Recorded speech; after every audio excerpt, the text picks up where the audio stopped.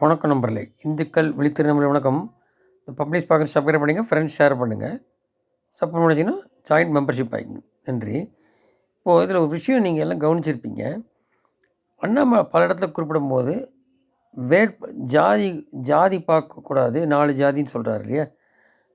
ஏற்கனவே குறிப்பிட்டிருக்கோம். இந்த விவசாயம், பெண்கள், ஏழை ஜாதி முன்னேறணும்னு சொல்கிறார். இதுதான் ஜாதி. இவங்க சொல்கிற ஜாதியெல்லாம் இல்லை, ஜாதி அரசியல் பின்னோக்கி போகுன்றார்.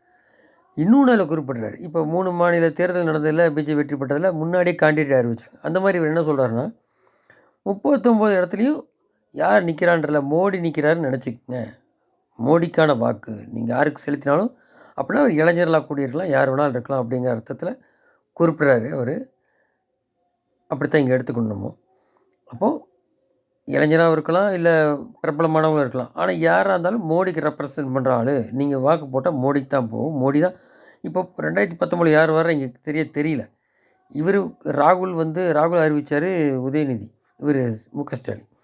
ஆனால் இந்த தடவை முழுக்க மோடி தான் தெரிஞ்சு போச்சு. இந்திய கூட்டணி செல்லா கூட்டணி. அது பிரதம மந்திரி கேண்டிடேட் சொன்னாலே முடிஞ்சு போயிடும் போல தெரியுது. அது இன்னொன்று சொல்கிறார், யார் வரக்கூடாது சொல்லுமான்னு சொன்னார். யார் வரணும்னு சொல்லுங்கள். ஸ்டாலினா, மம்தாவா, பூரா ஊழல் பெறுவார்கள். யாரும் சொல்லுங்கன்றார். யார்? அண்ணாமலை பாத யாத்திரையில். ஸோ அது சொல்ல முடியுமா? சொன்னால் நெல்லிக்காய் மூட்டை செதறி போயிடும். மல்லிகார்ஜுனே நான் பின்வாங்கிட்டேன். மம்தா ஏன் சொன்னாங்கன்னா, அது தலித் கேண்டிடேட்ன்றால அவங்க லாபத்துக்காக சொன்னாங்க. அதுக்காக மல்லிகார்ஜுனை வரணுன்றதுக்காக சொல்ல. இப்போ மம்தாவோட சீட்டுக்கு எனக்கு 15 சீட்டு கேட்டால் ஸ்டாலினே கொடுக்க போகிறதில்ல. 5 சீட்டு குடிமுக அங்கே போய் கேட்டால் தருவாங்களா அவங்க? கம்யூனிஸ்ட்டும் காங்கிரஸ் செல்லாது மம்தா இது வெஸ்ட் பெங்காலில். இப்படித்தான் இருக்குது. ஸோ இவங்க இருக்கிற காங்கிரஸையும் முடிச்சு போடுவாங்க. அதுதான் அல்டிமேட்டு.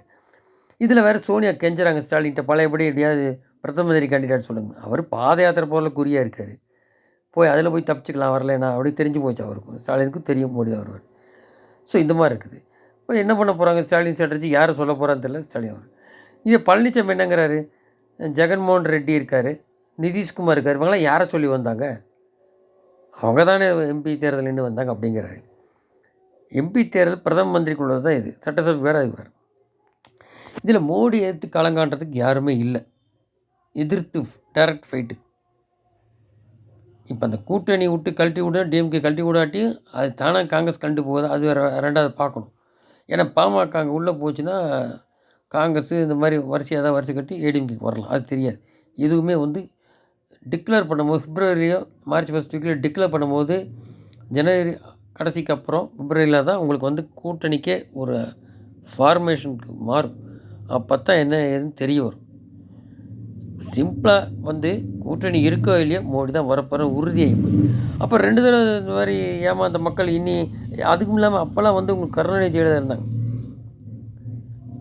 இப்போ 19 இல்லைனாலும் இவர் சொல்லி வந்தார் மோடி வெறுப்பில். இப்போ யாரும் மோடி வெறுப்பு அந்த அளவுக்கு இல்லை. அதுக்கு ஏற்ற மாதிரி வைப்ரண்ட் அண்ணாமலை வந்துட்டார். எடப்பாடியோ ஸ்டாலினோ வைப்ரண்ட்னு சொல்ல முடியாது, இருக்காங்க அவ்வளோ. அப்போ இந்தியா செய்கிறாங்க, ஹெல்ப் பண்ணுறாங்க, ஒரு அமைச்சர்லாம் வர்றாங்க. அப்படி பார்க்கும்போது உங்களுக்கு இவர் சொல்கிறாரு, நான் அது ஆட்சியில் உட்கார வைக்காமல் இது பண்ண மாட்டேன் தமிழ்நாடு விட்டுலாம் சொல்கிறார் இல்லையா? களத்தை பார்க்குறேன், கிராமத்து லெவலில் பார்க்குறேன் களத்தை. அந்த களம் இந்த மாதிரி உருவாகிட்டுருக்குது. படித்தவனுக்கு வேலை இல்லை, எங்கேயோ போகிறான், விவசாயத்துக்கு தண்ணி இல்லை, அடுத்தப்பறம் நதிநீர் இணைப்பெல்லாம் சொல்லிட்டு இருக்காரு. இந்த மாதிரி நிறையா ஸ்ட்ராட்டஜி கொண்டு போகிறாரு. இவங்க உள்ள வாக்குறுதியே நிறைவேற்றல, அதையும் சொல்கிறாரு. ஸோ இப்போ நபர் இங்கே வந்துட்டார் அப்படிங்கும்போது அந்த மோடி ஸ்ட்ராட்டஜி தான் அது. அப்போது இங்கே லாங் டேர்ம்னாலும் இப்போ உங்களுக்கு அப்படி டிகரிங் ஆச்சு அப்படின்னா அந்த 25% மேலே அதில் இப்போ அவர் சொல்லலை, அங்கே தான் சொல்லுவாங்கன்னு சொல்லிட்டாரு. நான் கூட்டணி சொல்ல முடியாதுன்ட்டார் நீ பத்திரிகையில். ஆக்சுவலாக தினகரன், இந்த பன்னீர், இன்னும் சிறிய கட்சிகள் சேர்ந்தாச்சுன்னா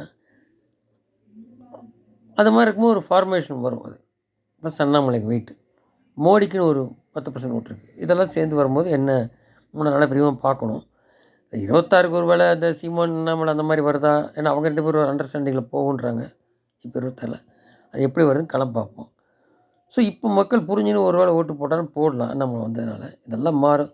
அந்த கூட்டணி இருக்குதுன்னு நினைக்காதீங்க, அதனால் எந்த பிரச்சனையும் இல்லை அப்படிங்கிறது குறிப்பிட்றாரு. அதுவும் இல்லாமல் அதிருப்தி இருக்குது. அந்த ஓட்டு போடாதவங்களாம் வெளில போடும்போது மாறும். நிறைய அந்த ஸ்ட்ராட்டஜி எடுத்திருப்பாங்க, இன்னும் போக வரும். ஸோ இவர் இப்படி சொல்கிறார், மோடி தான் நிற்கிறான்னு நினச்சிக்கன்னு. இவர் அவங்கெல்லாம் என்ன பிரைம் மினிஸ்டர் சொல்லியா வராங்கன்ற எடப்பாடி. இவர் யாரை சொல்ல போகிறார், இந்த 2வது ராகுல சொல்லுவாரான்னு தெரியல.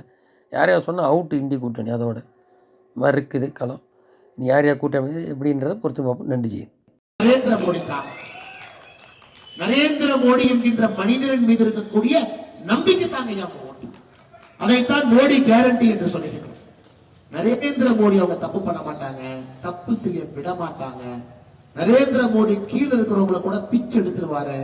நரேந்திர மோடியினுடைய எம்பியாக இருந்தால் தவறு செய்வதற்கு வாய்ப்பே இல்லை என்கின்ற நம்பிக்கையில உங்களுடைய வாக்கு வேட்பாளர் முக்கியம் இல்லைங்கய்யா, நரேந்திர மோடிங்கிற பெயருக்கு நீங்கள் வாக்களிக்க போறீங்க. திட்டத்தை நான் கொண்டு வரோம்.